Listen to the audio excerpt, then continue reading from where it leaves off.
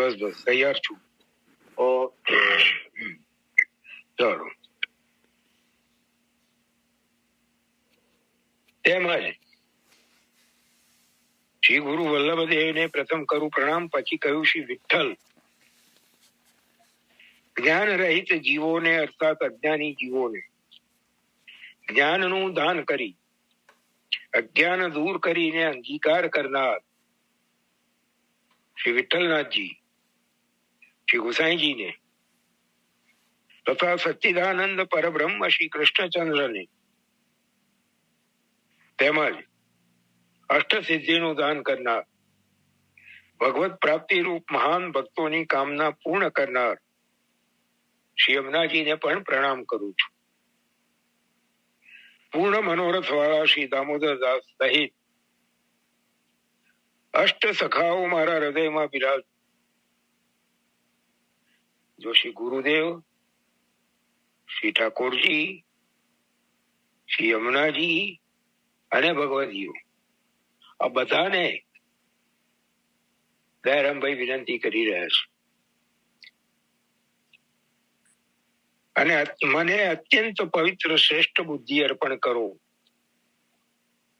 કે જેથી ભક્તિ પોષણ નામનું ચરિત્ર હું વર્ણન કરી શકું અને કૃપાળુ એવા શ્રી કૃષ્ણની સેવા કરો. સેવો શ્રી કૃષ્ણ કૃપાળ. હવે આ તો શબ્દોનો અર્થ ચંદ્રાવલોનો સામાન્ય અર્થ સમજાવ્યો. હવે આનું વિવેચન શાસ્ત્રના પ્રમાણ સહિત શાસ્ત્રીજી સમજાવી રહ્યા છે. કવિ શ્રી ગ્રંથના આરંભમાં સંપ્રદાયના શિષ્ટાચાર પ્રમાણે મંગલાચરણ કરતા પ્રથમ પોતાના અજ્ઞાનને દૂર કરનાર સૂર્ય રૂપ શ્રી મહાપ્રભુજીને અથવા પોતાના દીક્ષા ગુરુ શ્રી વલ્લભલાલજી મહારાજ અને ભક્તિ પથ પ્રકાશક ચંદ્ર રૂપ શ્રી વિઠ્ઠલનાથ ચંદ ઉગ્યો જગમે શ્રી ગુસાઈજીને પ્રણામ કરે છે. કારણ હરવ વૃષ્ટે ગુરુસ્ત્રાતા ગુરવ વૃષ્ટે ન કશ્ચન. શ્રી હરિ કોપાયમાન થાય તો ગુરુ રક્ષણ કરી શકે, પરંતુ ગુરુ કોપાયમાન થાય તો કોઈ રક્ષણ કરી શકતું નથી. વગેરે પ્રમાણોથી શ્રી હરિ કરતા પણ ગુરુ નું સ્થાન અધિક છે, જેથી પ્રથમ તેઓ શ્રીને નમન કરે છે. તેમજ સંસાર સાગરમાંથી ભક્તિ માર્ગ રૂપી નાવ દ્વારા ઉદ્ધાર કરનાર અર્થાત શ્રી હરિની સેવાનો માર્ગ બતાવનાર પણ ગુરુ જ છે. ભારત માર્તાંડ પંડિત શ્રી ગટુલાલજી લખે છે, સૂર્ય ચંદ્ર મસૌ સ્તવમી શ્રીમદ વલ્લભ વિઠ્ઠલૌ. સૂર્ય અને ચંદ્ર રૂપી શ્રીમદ વલ્લભાચાર્યજી અને શ્રી વિઠ્ઠલનાથજીની સ્તુતિ કરું છું. અર્થાત માયાવાદ રૂપી અજ્ઞાનના અંધકારને નષ્ટ કરી ભક્તિ માર્ગને પ્રકટ કરનાર શ્રીમદ આચાર્ય ચરણ અને ચંદ્ર સમાન પ્રકાશ કરનાર શ્રી પ્રભુચરણ જ છે. તેથી એ બંનેને પ્રથમ પ્રણામ કરી ત્યારબાદ પરબ્રહ્મ આનંદ કંદ શ્રી કૃષ્ણચંદ્રને તથા અષ્ટવિધ અલૌકિક સિદ્ધિઓનું દાન કરનાર ભક્ત મનોરથ પૂરક શ્રી યમુનાજીને નમન કરે છે. ત્યારબાદ પુષ્ટિ સિદ્ધાંત હૃદયારૂઢ થવા શ્રી મહાપ્રભુજીના અંતરંગ કૃપા પાત્ર પૂર્ણ કામના વાળા દામોદરદાસ થી લઈને અષ્ટ સખાઓને પોતાના હૃદયમાં નિવાસ કરી શુદ્ધ બુદ્ધિ શુભ બુદ્ધિ અર્પવા પ્રાર્થના કરે છે કે આપ સૌ મારા હૃદયમાં બિરાજી મારી બુદ્ધિને પ્રેરો કે જેથી હું અસમર્થ હોવા છતાં પણ, મારું પોતાનું કોઈ સામર્થ્ય નથી છતાં પણ આપની કૃપાથી અત્યંત પવિત્ર એવું આ ભક્તિ પોષણ નામનું ચરિત્ર ગાઈ શકું. આ ગ્રંથનો મુખ્ય ઉદ્દેશ સર્વોત્કૃષ્ટ પરબ્રહ્મ વેદ પ્રતિપાદ્ય શ્રી કૃષ્ણચંદ્ર જ છે અને એની સેવા કરવી એ અંશરૂપ જીવ માત્રનો ધર્મ છે એમ દર્શાવવા આ બધા ચંદ્રાવલા છંદની છેલ્લી કડીમાં તેવો શ્રી કૃષ્ણ કૃપાલ એમ કવિએ દર્શાવ્યું છે. આ પહેલો ચંદ્રાવલા મંગલાચરણ ગ્રંથનું આજે આપણે પૂર્ણ કર્યું. આજે અહીંયા વિરામ લઈએ છીએ. આવતા અઠવાડિયાથી આપણે નિયમિત આ ગ્રંથના જેટલા સમય અનુસાર જેટલા બને એટલા ચંદ્રાવલાને સમજવાનો, આ હૃદયારૂઢ કરવાનો પ્રયાસ ચાલુ રાખીશું. હવે ગયા અઠવાડિયે આપણે સંપુટ અને પેલા 4 અવરોધક લય વિક્ષેપ કષાય અને રસાસ્વાદની ચર્ચામાં પૂજ્યપાદ સરકારશ્રીના નામોનું અર્થ વિસ્તારનો ક્રમ નતા લઈ શક્યા. છેલ્લા આપણે 7મું નામ શ્રી રશ્મિકા રમણાય નમઃ એના અર્થને સમજવાનો પ્રયત્ન કર્યો હતો. હવે ત્યાંથી આગળ ચાલીએ. 8મું નામ શ્રી ભાવના સુચિત્રા વત્સલાય નમઃ. આપ શ્રીના દાંપત્ય જીવનમાં, આપ શ્રીના ગૃહસ્થાશ્રમમાં પ્રથમ 2 પુત્રીઓના જન્મ થયા છે, શ્રી ભાવના બેટીજી અને શ્રી સુચિત્રા બેટી. બંને પોતાના માતા પિતાનો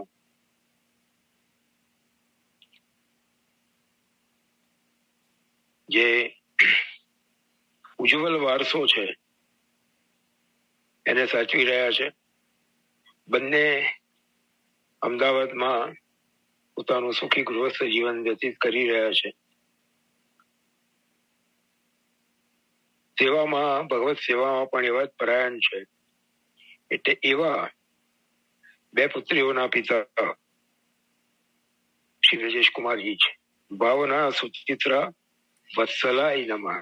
પિતાનું પુત્રી પ્રત્યે વાત્સલ્ય વિશેષ હોય એ સર્વ વિદિત વાત છે.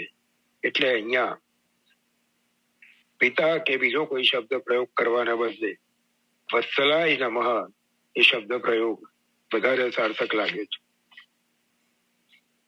9મું નામ શ્રી વાગીશ જનકાય નમઃ. શ્રી વાગીશ કુમારજી જેમનું કુલ નામ, કુલ પરંપરા અનુસાર નામ છે શ્રી પુરુષોત્તમજી, જે અત્યારે તૃતીય ગૃહની પરંપરામાં તૃતીય ગૃહના 15મા તિલકાયતના રૂપમાં તૃતીય પીઠને અલંકૃત કરી રહ્યા છે, શોભાવી રહ્યા છે.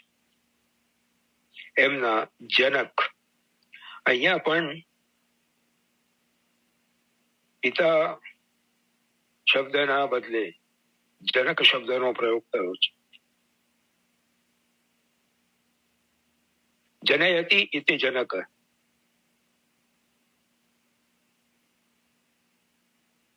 જેમ ગયા નામમાં જોયું તેમ અહીં પણ આત્મા વહી જાય તે પુત્ર એ જે શાસ્ત્ર વચન છે એ અનુસાર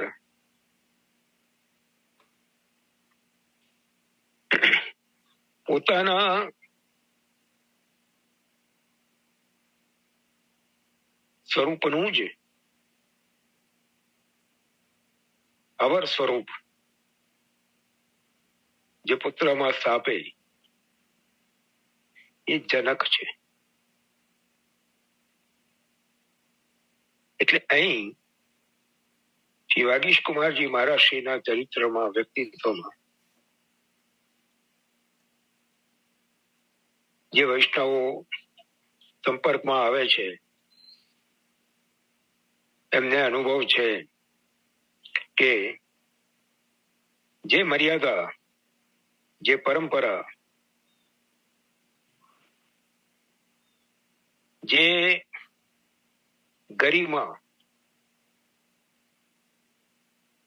જે વૈષ્ણવો પ્રત્યેનું વાત્સલ્ય, આ બધા જ ગુણો, ગુણ અપાર મુખ એક કહા લો કહીએ, ક્યાં સુધી વર્ણન કરું. પણ આ બધા જ ગુણો પોતાના પિતૃચરણના શ્રી વાગીશ કુમારજીમાં આપણને સ્પષ્ટ દ્રષ્ટિગોચર થાય છે. એટલે એ રીતે શ્રી વાગીશ જનકાય નમઃ નામ યથાર્થ પ્રતીત થાય છે. આગળ ચાલીએ. 10મું નામ શ્રી વેદાંત સિદ્ધાંત પિતામહાય નમઃ.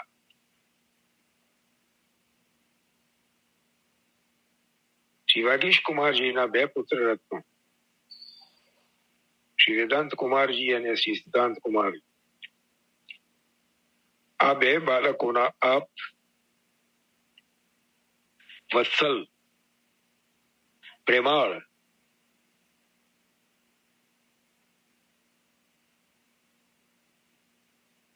માર્ગદર્શક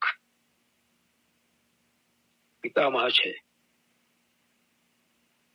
ઘણા પ્રસંગો જોયા છે કે આ બંને પૌત્રોને ખૂબ પ્રેમથી પાસે બેસાડીને ઘરની પરંપરાઓ, શ્લોકોના અર્થો, માર્ગના સિદ્ધાંતો એવી સરસ રીતે આપે સમજાવ્યા છે. એવા ઘણા પ્રસંગોના સાક્ષી થવાનું સૌભાગ્ય આપશ્રીની કૃપાથી આ જીવને પ્રાપ્ત થયું છે. એટલે શ્રી વેદાંત સિદ્ધાંત પિતામહાય નમઃ એ નામ પણ એટલું જ સાર્થક છે. પછીનું નામ એનાથી જ સંબંધિત છે કે શ્રી વેદાંત અને સિદ્ધાંત આ 2 નામ ક્યાંથી આવ્યા? તો શ્રી પૌત્રયોહો નામકરણ કૃતે નમઃ.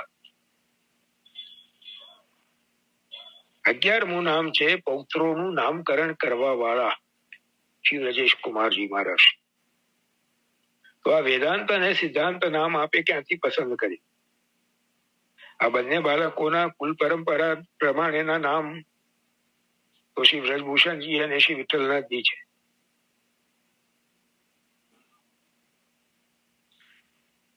ત્રણ પેઢી પહેલા 2 ભાઈઓ જ પ્રગટ થયા છે, શ્રી વ્રજભૂષણજી અને શ્રી વિઠ્ઠલનાથ.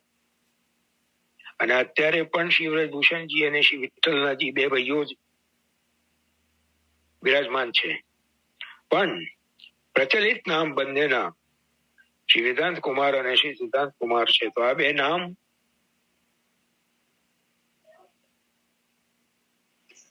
સતીશ કાકા, બોલો. એક વાત મને એડ કરવાનું મન થાય છે કે પૂર્વમાં પણ જો જોઈએ ભાતૃ પ્રેમ એમનો જે હતો એ ઉદાહરણીય પણ છે. આજે પણ જો તો આજે વેદાંત રાજા અને સિદ્ધાંત રાજાનો જે સ્નેહ છે એકબીજા માટેનો, એ પણ એવું છે કે અને હમણાં જ 4-5 દિવસ પહેલા કાકાજીના ઉત્સવ પર જે પોસ્ટ મૂકી હતી એમાં પણ આનો ઉલ્લેખ મારા દ્વારા થયો છે. જે વૈષ્ણવે વાંચ્યું હશે એમને ખ્યાલ હશે. તો આ નામ ક્યાંથી આવ્યા, આપે કેમ પસંદ કર્યા? આપના જ મુખે જ સાંભળ્યું છે. એક શ્લોકનો સંગ્રહ હસ્તલિખિત આપની પાસે હતો. એમાં એક શ્લોક છે, એક ગોપીજન બીજા ગોપીજનને કહી રહ્યા છે, શૃણુ સખી કૌતુક મેકમ મયા દૃષ્ટમ નંદ નિકેતનાંગણે વેદાંત સિદ્ધાંત સારઃ નૃત્યતી ધૂરી ધૂસરી તાંગ. આમાં વેદાંત સિદ્ધાંતના શબ્દ આવે છે. એક સખી બીજા સખીને કહી રહ્યા છે કે નંદરાયજીના ભવનના આંગણામાં મેં કૌતુક જોયું. કે વેદાંતના સિદ્ધાંતનો જે સાર છે એ ધૂળથી ભરેલા શ્રીઅંગ વાળા એ નંદરાયજીના ભવનના આંગણામાં નાખી રહ્યા છે. તો આ નૃત્યથી વેદાંત સિદ્ધાંત સાર આના પરથી આપે વેદાંત. મોટા પૌત્રનું નામ વેદાંત અને નાના પૌત્રનું નામ સિદ્ધાંત પસંદ કર્યું. આ આપશ્રીના જ મુખેથી સાંભળ્યું છે એટલે આપની આગળ અહીંયા પ્રસ્તુત કરી રહ્યો છું. 12મું નામ છે. હવે આ અત્યાર સુધીના જે નામો આવ્યા એમાં આપશ્રીનો વ્યક્તિગત અને આપશ્રીના પરિવારનો પરિચય પ્રસ્તુત કરવાનો એક પ્રયત્ન થયો. હવે આપના વ્યક્તિત્વનો, આપના કૃતિત્વનો, આપની જે બહુમુખી પ્રતિભા છે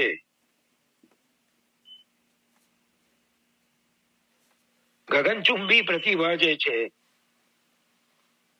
એને કંઈક સૂર્યને દીવો દેખાડવાનો એક બાલ ચેષ્ટા કરી રહ્યો છું. એના અનુસાર 12મું નામ છે શ્રી શાસ્ત્રાભ્યાસ રતાય નમઃ. બાળપણથી લઈને યજ્ઞોપવિત સંસ્કાર થયા, વિદ્યાભ્યાસ શરૂ થયો ત્યારથી લઈને જે અભિરુચિ આપની શાસ્ત્રોના અધ્યયન પ્રત્યેની છે એના કારણે બાલ્યાવસ્થાથી લઈને આ જીવન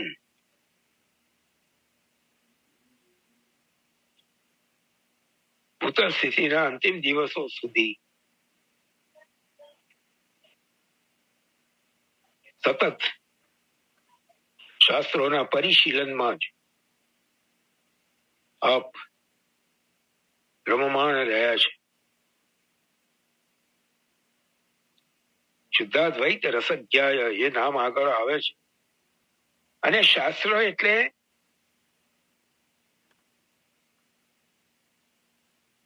જેમણે સાધન દીપિકા ગ્રંથ ઉપર જે આપશ્રીએ વ્યાખ્યા લખી છે એ જો વાંચી હોય એનો પણ ઉલ્લેખ આગળના એક નામમાં આવશે. એને કઈક અંશે ખ્યાલ આવે છે કે જીવનભરમાં આપે કેટલા શાસ્ત્રો, કેટલા ગ્રંથો જેના આપણે નામ પણ નથી સાંભળ્યા એનું પરિશીલન કર્યું છે, એને પચાવ્યા છે.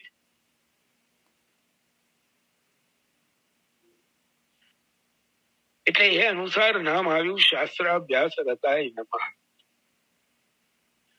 હવે એનાથી આપના વ્યક્તિત્વનું એક બીજું પાસું શ્રી ચિત્રકલા વિશારદાય નમઃ.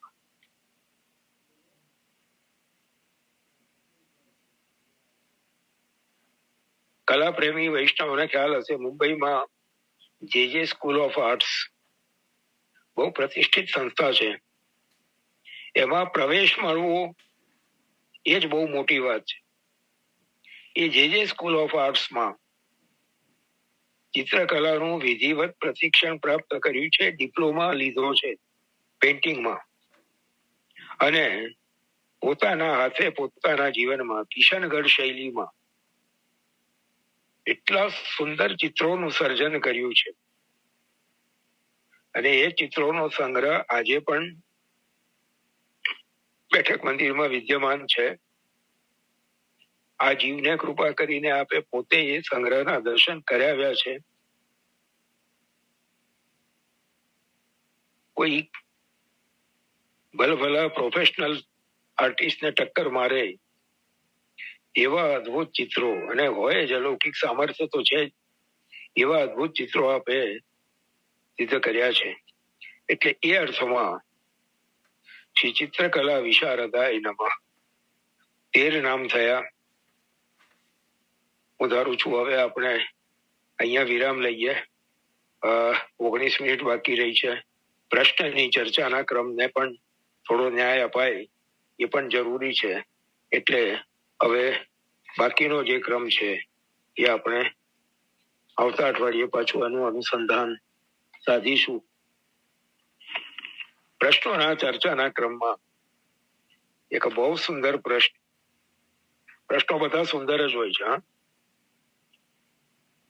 એટલે બહુ સુંદર પ્રશ્ન કહું એટલે કોઈ પ્રશ્ન ઓછો સુંદર છે અને કોઈ પ્રશ્ન વધારે સુંદર છે એવું નહીં સમજવા. પ્રશ્ન બધા સુંદર છે, સુંદર જ હોય છે. ભગવદીઓ એવી સરસ સરસ વાતો લઈ આવે છે કે મન પ્રસન્ન થઈ જાય.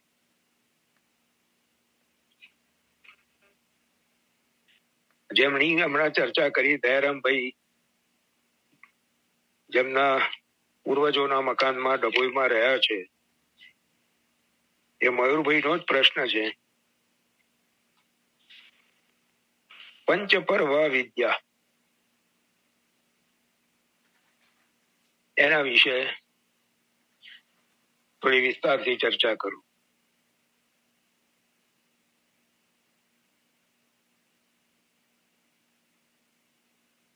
શ્રીમદ ભાગવત દશમ સ્કંદ 39મો અધ્યાય, રાજસ પ્રમાણ પ્રકરણ, એનો 55મો શ્લોક. શ્રિયા પુષ્ટ્યા ગિરા કાંત્યા કીર્ત્યા તુષ્ટ્યેલયોર્જયા વિદ્યયા વિદ્યયા શક્ત્યા માયયા ચ નિષેવિતમ. પ્રસંગ શું છે? અક્રૂરજી પ્રભુને લઈને મથુરા પધારી રહ્યા છે. યમુનાજીના કિનારે પહોંચ્યા. ત્યાં વૃક્ષની છાયામાં રથ ઉભો રાખીને, પ્રભુને રથમાં બિરાજમાન રાખીને અક્રૂરજી યમુનાજીના ધરામાં સ્નાન કરીને નિત્યકર્મ કરવા માટે જાય છે. ત્યાં પ્રભુ એમને પોતાના શેષશાહી સ્વરૂપના સંપૂર્ણ ઐશ્વર્યપૂર્વક દર્શન કરાવે છે. અને ત્યાં પ્રભુના નિકટમાં જે વિભૂતિઓ પ્રભુની સેવામાં ઉપસ્થિત છે એનું જે વર્ણન છે, પ્રભુના સ્વરૂપનું, અલૌકિક સ્વરૂપનું, આભરણોનું જે વર્ણન છે, એમાં આ શ્લોક આવ્યો કે પ્રભુ આ 12 પ્રકારની મુખ્ય શક્તિઓથી સેવાયેલા ત્યાં બિરાજે છે. ત્યાં આ 12 મુખ્ય શક્તિઓ મૂર્તિમંત રૂપે, આધિદેવિક રૂપે પ્રભુની સેવામાં ઉપસ્થિત છે. શ્રી, લક્ષ્મી, પુષ્ટિ, કૃપા, ગિરા, વાણી, કાંત્યા, કાંતિ, પ્રભા, કીર્ત્યા, યશ, તુષ્ટિ, સંતોષ, ઈલા, પૃથ્વી, ઉર્જા, સામર્થ્ય, વિદ્યા. તેના વિશે મયુરભાઈનો પ્રશ્ન છે. એની સાથે અવિદ્યા, એ પણ પ્રભુની એક શક્તિ છે. શક્ત્યા, ઈચ્છા શક્તિ, અને માયા, જે પ્રભુનું સર્વભવન સામર્થ્ય છે, જેના વડે પ્રભુ કંઈ પણ બની શકે છે, જેના વડે પ્રભુ કંઈ પણ કરી શકે છે, એ માયા. આ 12 મુખ્ય શક્તિઓ વડે પ્રભુ ત્યાં સેવાઈ રહ્યા છે, એવા દર્શન અક્રૂરજીને થયા. એટલે અહીંયા આપણને ભાગવતજીના આધારે સમજાયું કે પ્રભુની અન્ય શક્તિઓ આમ તો અચિંત્ય શક્તિઓ છે, અનંત શક્તિઓ છે, પણ આ 12 પ્રભુની મુખ્ય શક્તિઓ છે. અને એમાંની આ એક શક્તિ છે વિદ્યા. હવે વાત નીકળી છે તો જરા એ પણ કહી દઉં કે પહેલા 4 જે શક્તિઓનું નામ આવ્યા, શ્રી, પુષ્ટિ, ગિરા અને કાંતિ, આ 4 વ્રજલીલામાં 4 યુથેશ્વરીઓ છે. શ્રી સ્વામિનીજી પુષ્ટિ શ્રી યમુનાજી, ગીરા વાણી શ્રી ચંદ્રાવલીજી અને કાંતિ શ્રી કુમારિકાઓ. આ ચારેના સ્વરૂપાત્મક 4 આયુધો શ્રી દ્વારકાધીશ પ્રભુ શ્રી હસ્તમાં ધારણ કર્યા છે. શ્રી સ્વામિનીજી એમનું સ્વરૂપાત્મક આયુધ પદ્મ, પુષ્ટિ શ્રી યમુનાજી એમનું સ્વરૂપાત્મક કમલ શંખ, ગીરા ચંદ્રાવલીજી એમના સ્વરૂપાત્મક છે ચક્ર, અને કાંતિ કુમારિકાઓ એમના સ્વરૂપાત્મક છે ગદા. એટલે આ 4 શક્તિઓના નામ પહેલા આવ્યા, એના વ્રજલીલામાં શું સ્વરૂપ છે એ પણ સમજી લીધા. હવે આપણે આપણા પ્રશ્ન તરફ જઈએ. વિદ્યા આ પ્રભુની એક શક્તિ છે.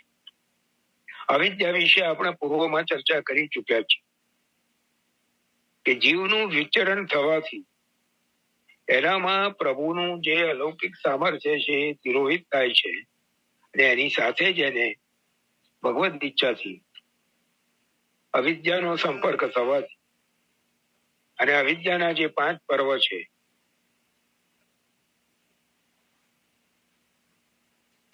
બેન, હવે અવિદ્યા વિશે વધારે વિસ્તાર કરવા જઈશું.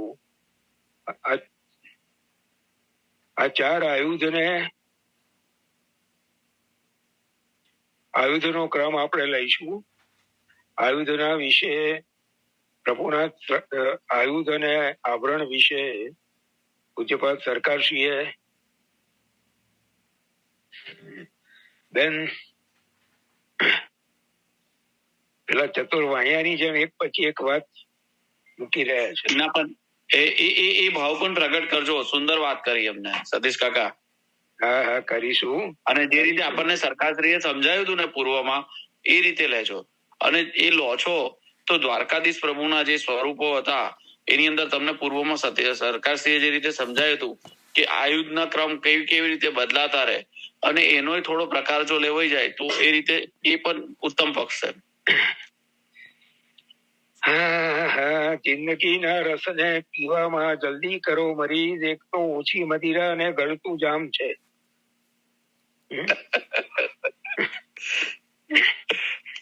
મારો બીજો એક પ્રશ્ન છે. તમે હમણાં અવિદ્યા સમજાય તો લક્ષ્મીજી છે એનું વર્ણન બધી જગ્યાએ ભાગવતજીમાં છે, પણ અલક્ષ્મીજીનું સ્વરૂપનું જે છે સમુદ્ર મંથનમાં પ્રગટ થયા હતા એનું વર્ણન કોઈ જગ્યા નહીં. તો એના વિશે થોડું પ્રકાશ કરશો? પણ એ તો 8મા સ્કંધમાં જે રીતે વર્ણન થયું છે, લક્ષ્મીજીએ પ્રભુનું વર્ણન કર્યું છે, એ 8મા સ્કંધમાં આખી કથા આપેલી જ છે.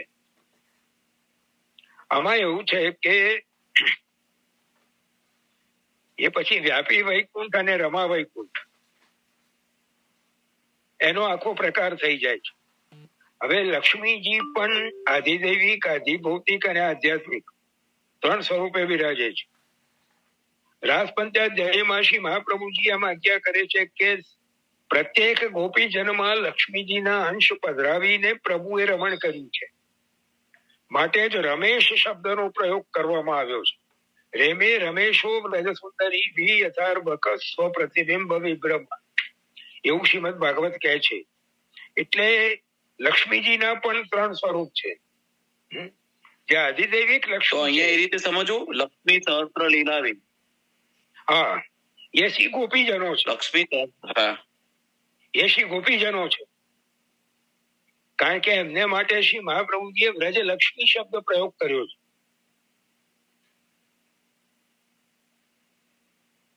આ પછી ડુંગળીનું એક છોડું ખોલીએ ને એટલે પછી એક છોડા ખુલતા જાય. જો કેલે કે પાતો મેં પાત ઓર પાત, થડ નીકળે જ નહીં, પાંદડા જ નીકળે. એટલે એવી રીતે આ જે ચર્ચાઓ છે એ બધી એવી છે કે એને જો ખોલવા બેસીએ તો એમાંથી એક પછી એક મુદ્દા પ્રગટ થતા જ રહે. તમારા સમજાવો વડીલ તમે સમજાવશો ને તો સમજાવો. એટલે પ્રભુ પણ હવે એમાં હા બરાબર તમારી વાત સાચી છે. હવે આ જે બેને કીધું એને આપણે પકડી રાખીએ છીએ. આયુધ 4 યુથેશ્વર યુદ્ધ એનો જે પ્રકાર છે એ પૂર્વમાં સરકારશ્રી એ હૃદયમાં બિરાજીને મારી પાસે પ્રગટ કરાવ્યો છે અને સરકારશ્રીએ પોતે એને એપ્રુવ કર્યો છે અને ત્યાર પછી એને ટાઈપ કરાવીને PDF ફોર્મમાં આપણે ગ્રુપમાં બધાને આપ્યો પણ છે. પણ હવે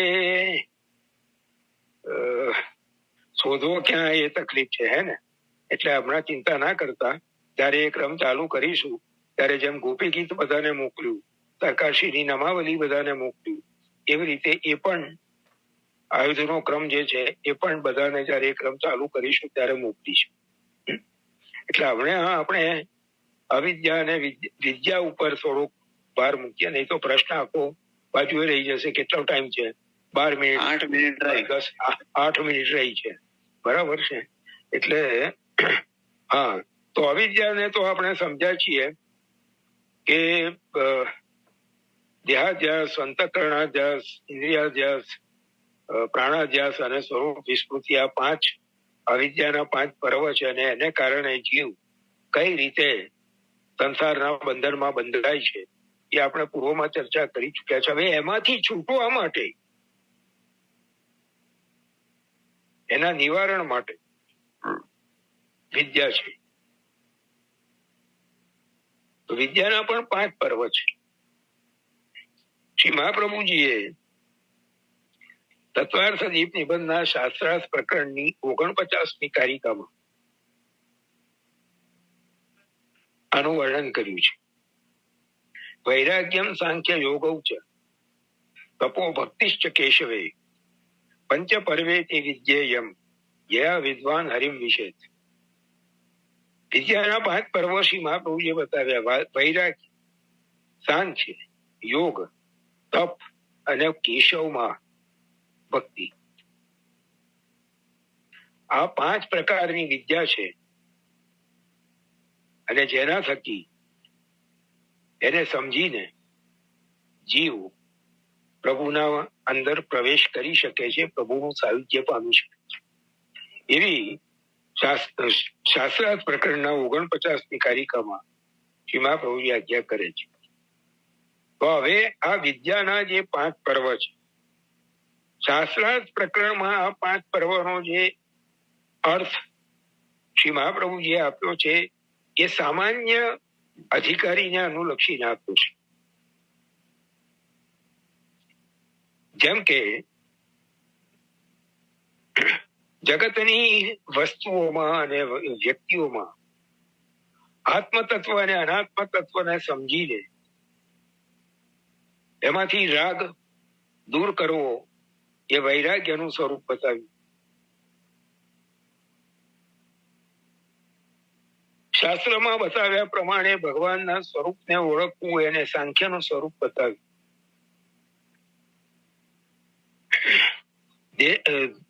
દેહની, ઇન્દ્રિયોની જે વાસનાઓ છે એનું દમન કરીને એને વિષયોથી દૂર કરવી એને તપનું સ્વરૂપ બતાવ્યું. અષ્ટાંગ યોગ જે યોગશાસ્ત્રમાં મહર્ષિ પાણિનીએ બતાવ્યો એને યોગનું સ્વરૂપ બતાવ્યું. અને શ્રી ભાગવતમાં બતાવેલી 9 પ્રકારની ભક્તિ દ્વારા પ્રભુને રીઝવવા એ ભક્તિનું સ્વરૂપ બતાવ્યું. આ સામાન્ય અધિકારીને અનુલક્ષીને શ્રી મહાપ્રભુજીએ શાસ્ત્રાર્થ પ્રકરણના અંદર આ કારિકાનો જે પ્રકાશ મતલબ વ્યાખ્યા પોતે જ કરી છે એમાં આ રીતે એનો અર્થ બતાવ્યો છે. મહાપ્રભુજીનો અહીંયા જે આશય છે એ છે કે સંસારના પ્રપંચમાં ફસાયેલો જીવ આ વિદ્યાના 5 પર્વો દ્વારા એમાંથી મુક્ત થઈને અધ્યાત્મના માર્ગે આગળ વધી એના અધિકાર અનુસાર પ્રભુ સુધી પહોંચી શકે, ફલની પ્રાપ્તિ કરી શકે. એટલે શાસ્ત્રાર્થ પ્રકરણમાં આપે આટલું ઘટસ્ફોટ કર્યો. હવે આપણે જ વિચારીએ કે આ વિદ્યાના જે 5 પર્વો છે, વૈરાગ્ય, સાંખ્ય, યોગ, તપ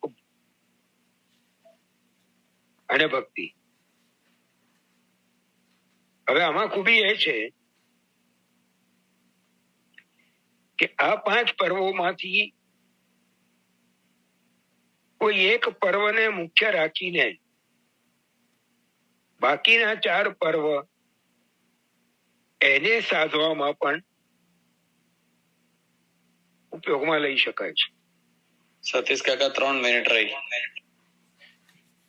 તો પછી હવે આશ્રયપદ કરી દઈએ. હા, વિદ્યાના 5 પર્વોના વિશેની ચર્ચા આપણે આવતા અઠવાડિયે પાછી હાથ ઉપર લઈશું. ત્યાં સુધીમાં હવે જે શું કહેવાય, સરકારશ્રીની નામાવલીનો ક્રમ પૂરો થયા પછી આ જે આયુધોની હમણાં વાત આવી એ આપણે શરૂ કરીશું. બરાબર? કારણ કે એક સાથે 4-5 વસ્તુ લેવામાં આપણે કોઈ પણ વિષયને પૂરો ન્યાય નહીં આપી શકીએ. બરાબર? એટલે અત્યારે આપણે એને હમણાં નથી લેતા, પણ સરકારશ્રીની નામાવલી પૂરી થયા પછી એના ઉપર આપણે ચર્ચા શરૂ કરીશું. ચાલો હવે આશ્રયપદ લઈએ.